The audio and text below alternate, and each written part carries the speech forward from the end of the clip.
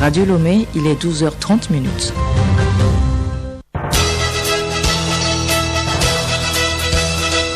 Le journal Hélène Assabi.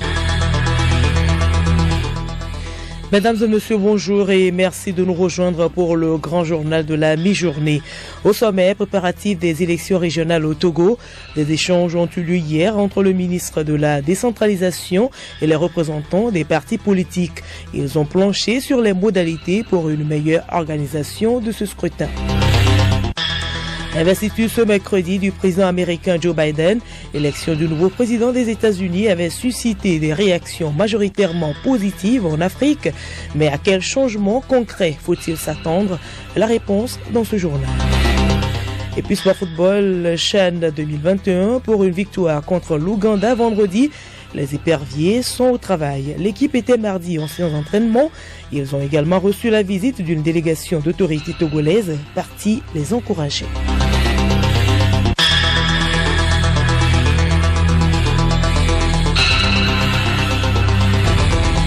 radiolomé.tg.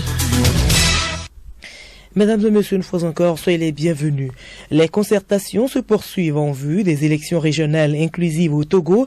Le ministre en charge de la décentralisation, Payadoa Boupessi, et les représentants des partis politiques se sont retrouvés hier à Lomé.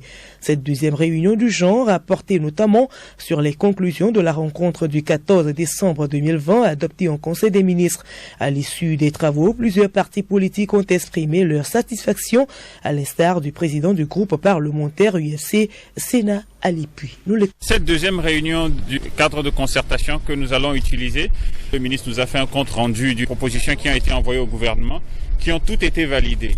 Donc c'est une réunion qui a été très fructueuse, l'ambiance est bonne, tous les partis politiques présents comprennent maintenant qu'il faut rentrer dans une dynamique d'évolution et quitter donc la rue et discuter entre politiciens. Donc nous avons confirmé les propositions, certains partis ont ajouté des propositions. Je pense que nous allons continuer à maintenant rentrer dans le fond des discussions et régler tous les différents petits problèmes qu'il y a pour améliorer les élections. Mais du côté des représentants du comité d'action pour le renouveau CAR, ils pensent que les propositions de leur parti ne sont pas prises en compte. Écoutons le secrétaire général Jean Kissi. Le CAR est un parti républicain et vous savez que pendant longtemps même, on nous a accusés de chantre de dialogue. Donc quand on parle aujourd'hui de concertation, en tant que parti républicain, je ne crois pas que le CAR peut se mettre à côté. Il faut quand même que tous les sujets importants et les plus importants soient abordés, notamment les questions de crise post-électorale répétitive et la garantie de non-répétition pour qu'on puisse ensemble, comme des frères, évoluer demain. D'autres rencontres sont prévues dans les prochains jours. Nous poursuivons avec ce communiqué du ministre d'État, ministre de l'Administration territoriale, de la décentralisation et du développement des territoires. Compte tenu de la lutte contre la propagation de la pandémie du coronavirus, voici le programme de la célébration du 47e anniversaire de l'attentat de Sarakawa. Une présentation de Grace Goto. 24 janvier 2021 à Sarakawa. 15h37, dépôt de gerbes au mausolée de Sarakawa par son Excellence Monsieur le Président de la République. Ne sont invités à cette cérémonie que les personnes suivantes. Madame la Présidente de l'Assemblée nationale, Madame le Premier ministre, les membres du gouvernement désignés, les députés de la région de la Kara, les préfets de la région de la Kara, les maires de la région de la Kara, les présidents des conseils préfectoraux de chefs traditionnels de la région de la Kara, les chefs cantons de la Kosa, les officiers supérieurs des FAT présents dans la région de la Kara. La mise en place doit être terminée à 15h. Pour cette année, il n'y aura pas de prestation de chorale. À Lomé, 15h37, dépôt de gerbes à la place des Martyrs par son Excellence Monsieur le Président de la République ou son représentant. Ne sont invités à cette cérémonie que les personnes suivantes. Les présidents des institutions de la République, les membres du gouvernement, les membres du bureau de l'Assemblée nationale, le général de brigade, chef d'état-major général des forces armées togolaises, les chefs d'état-major des armées, les chefs cantons des préfectures du Grand Lomé. La mise en place doit être terminée à 15h. Le journal Hélène Assabi. Hors du Togo, Joe Biden et Kamala Harris sont investis ce mercredi à la présidence et à la vice-présidente des États-Unis. L'élection du nouveau président des États-Unis avait suscité des réactions majoritairement positives en Afrique. Mais à quel changement concret faut-il s'attendre dans la politique américaine? Juliette Kamdé nous en parle. L'idée centrale de Joe Biden est de restaurer les liens diplomatiques avec les institutions telles que l'Union africaine et les gouvernements du continent. C'est pour cela qu'il a promis d'organiser un sommet des chefs d'État africains, comme l'avait fait Barack Obama en 2014. Joe Biden veut manifestement tisser les liens directs avec ses homologues, à l'opposé de son prédécesseur qui, en 4 ans de mandat, n'avait fait aucun déplacement en Afrique. La priorité est donc de regagner une confiance perdue. Joe Biden a en effet axé sa vision africaine dans un document de campagne dont le point principal tient à l'importante communauté africaine installée aux États-Unis. Dans ce même document de campagne, Joe Biden se soucie en particulier de la jeunesse africaine. Il veut revitaliser le programme YALI, Young African Leaders, qu'avait créé Barack Obama et qui est resté dans un relatif sommeil ces 4 dernières années. YALI permet en effet à plusieurs centaines de jeunes Africains d'obtenir une bourse et de séjourner dans des universités américaines. L'un des autres points importants développés par le nouveau président concerne les restrictions de visa pour les ressortissants du Nigeria, du Soudan et de la Somalie. 3 pays dans le collimateur de l'ex-chef de la Maison-Blanche. Joe Biden entend annuler purement et simplement ces mesures. En tout cas, l'Afrique ne sera pas en reste dans la nouvelle équipe. L'administration Biden comptera dans ses rangs 2 enfants du continent, tous 2 d'origine nigériane. Le premier d'entre eux, c'est Wally Adeyemo, 39 ans. Ce natif du Nigeria qui a grandi en Californie du Sud sera le futur secrétaire adjoint au Trésor. Il fut dans le passé le principal conseiller économique de Barack Obama. C'est la première fois qu'un Afro-Américain est nommé à une aussi haute fonction au sein de ce ministère régalien. Autre nomination à retenir, celle d'Osaremen Okolo. Elle a 26 ans, elle est née des parents nigérians et sera conseillère dans l'équipe de riposte à la Covid. Merci à vous, Juliette Kamdé. Notons que le 46e président des États-Unis va diriger une administration qui fait une place importante à la diversité. S'attaquer donc aux inégalités croissantes, tel est le défi économique numéro 1 de Joe Biden. L'objectif du 46e président des États-Unis sera de sortir son pays de la profonde crise économique dans laquelle l'a précipité l'épidémie de la Covid-19 en s'attaquant à plusieurs chantiers. La toute première priorité du nouveau président est de mobiliser les moyens pour vacciner le plus d'Américains. Vient ensuite un plan d'urgence de 1900 milliards de dollars, des aides directes aux familles et aux petites entreprises annoncées la semaine dernière et qui s'ajoutent aux 2000 milliards de dollars déboursés par l'équipe de Donald Trump au printemps. Plus tard interviendra un plan de reprise.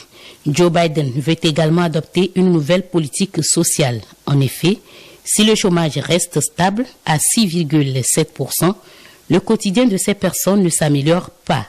18 millions d'Américains touchent des aides sociales. Il s'agit de leur redonner du pouvoir d'achat, mais ensuite d'enclencher un cercle vertueux en relançant la consommation et l'activité des entreprises. Issu d'un milieu populaire, le président promet de mettre l'accent sur l'amélioration des conditions de vie des plus précaires et des travailleurs pauvres en doublant le salaire minimum à $15 de l'heure et en écartant la couverture sociale au plus grand nombre. Et nous revenons en Afrique où l'ONU annonce que les participants du dialogue interlibyen approuvent un mécanisme de sélection des futurs dirigeants de la transition d'ici aux élections prévues en décembre 2021. Prévu lundi dernier, le vote du mécanisme de sélection de l'autorité libyenne unifiée s'est prolongé hier et a acquis une majorité de 110% des voix des membres du forum politique libyen. Le vote a eu lieu par téléphone ou par messagerie en raison de la pandémie de Covid-19 Covid-19.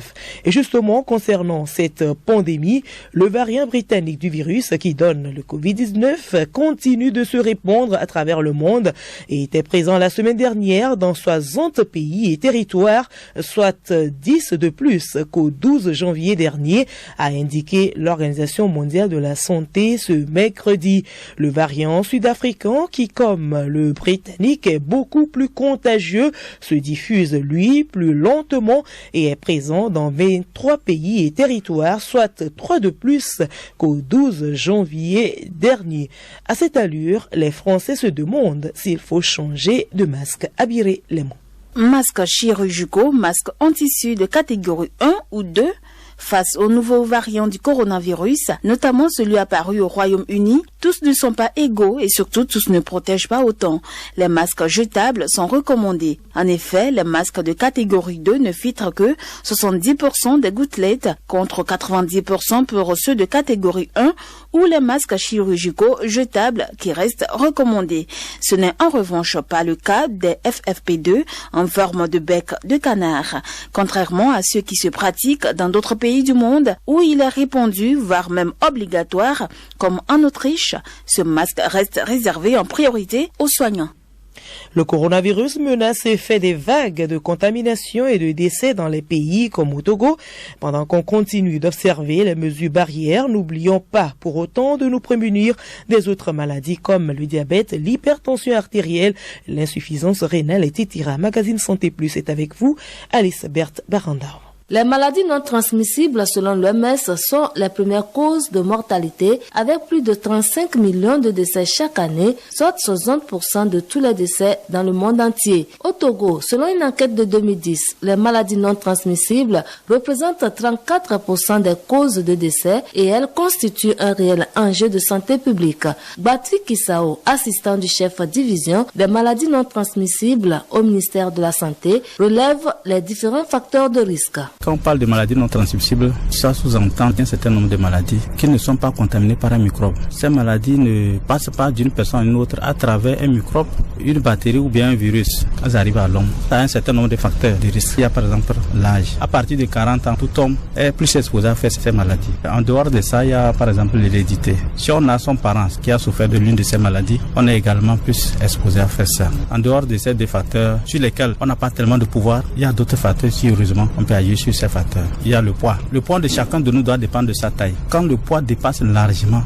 la taille, c'est un autre facteur de risque. C'est ce que nous appelons surpoids ou bien obésité. En dehors de ça, le fait de fumer, le fait de boire trop d'alcool, le fait de boire trop de sucreries ou des aliments sucrés, le fait également de consommer trop de sel, trop d'huile, trop d'aliments gras et également le fait d'être sédentaire. Nos grands-parents, nos parents n'avaient pas ces maladies parce qu'ils faisaient beaucoup d'activités physiques, des travaux champêtres, ça leur demandait beaucoup d'énergie. Avec notre mode de vie actuel, ce qui peut nous sauver, c'est de faire du sport tous les jours. Au moins 30 minutes chaque jour. Quelle est la conduite à tenir lorsqu'on ressent des malaises inhabituels? Quand on a quelques manifestations, par exemple c'est parler les maux de tête, on sent le vertige, rapidement il faut courir vers un agent de santé le plus proche. Et arrivé à son niveau, lui va prendre les constantes. S'il faut vous référer à un spécialiste, il saura. Donc il faut vite réagir, il ne faut pas attendre. Peut-être que les quelques signes là sont en train d'annoncer peut-être une complication. Donc quand on sent un petit signe, il faut rapidement courir vers l'agent de santé le plus proche. La meilleure prévention contre les maladies non transmissibles reste le dépistage. Faisons-nous dépister.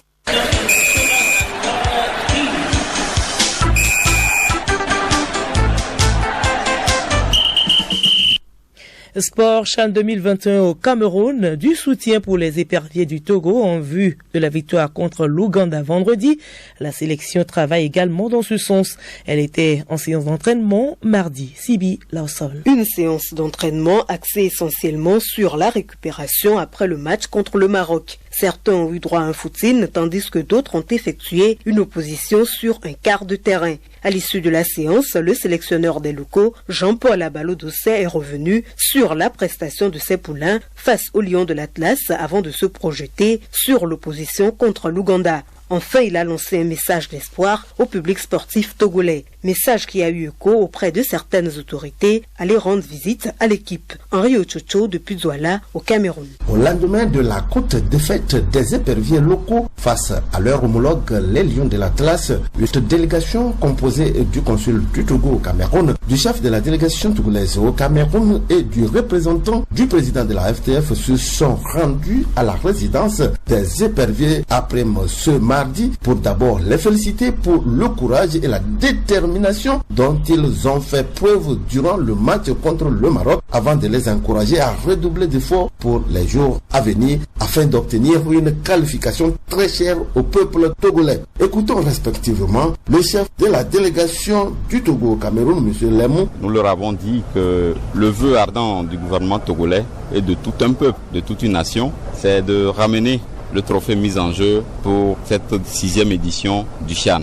Cela voudra dire que le Togo ne vient pas en victime résignée, mais nous visons la dernière marche du podium, sinon la médaille d'or.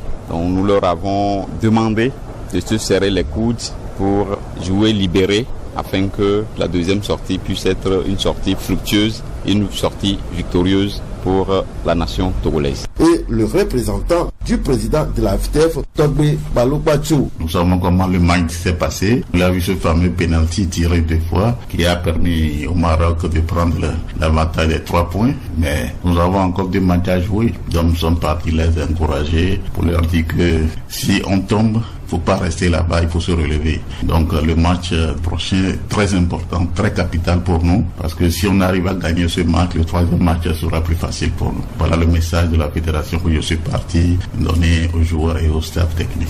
Au peuple togolais, je leur dis de ne pas se décourager. Bien sûr que nous avons perdu ce match. Eux-mêmes, ils ont vu ce que les enfants ont produit. Donc notre vœu le plus cher, c'est d'aller au 2e tour. Et je suis sûr que ce n'est pas encore terminé. De continuer à nous soutenir, de continuer à prier pour nous. En réponse à cette visite qui est allée droit au cœur des joueurs, le capitaine des éperviers locaux, Nyama Akate, s'est dit très touché et promet une victoire pour les matchs à venir. Donc ça nous a fait plaisir cette visite parce qu'ils sont venus nous témoigner tout le soutien du peuple togolais, du gouvernement. Ça prouve que tout le peuple togolais nous soutient et qu'ils sont derrière nous. On promet la victoire parce qu'elle est impérative, on doit gagner pour espérer continuer la compétition. En rappel, c'est le 22 janvier que nos ambassadeurs ont un 2e rendez-vous sur le gazon face aux Princes de l'Ouganda. Douala, Henri Ochuchu pour Radio Togo. Le groupe D du CHAN a livré mardi son verdict de la première journée des matchs de poule. Laborieuse victoire 3-0 de la Guinée contre la Namibie. La Tanzanie s'est écroulée 2-0 face à la Zambie.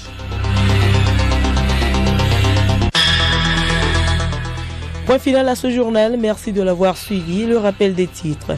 Préparatifs des élections régionales au Togo, des échanges ont eu lieu hier entre le ministre de la décentralisation et les représentants des partis politiques. Ils ont planché sur les modalités pour une meilleure organisation de ce scrutin. Et puis investiture ce mercredi du président américain Joe Biden. L'élection du nouveau président des États-Unis avait suscité des réactions majoritairement positives en Afrique. Et dans ce journal, vous avez suivi les changements concrets qu'il y aura en Afrique. Merci.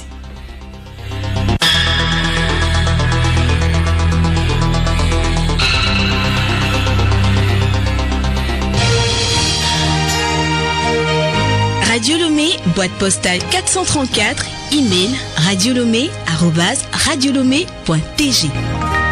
radiolomé.tg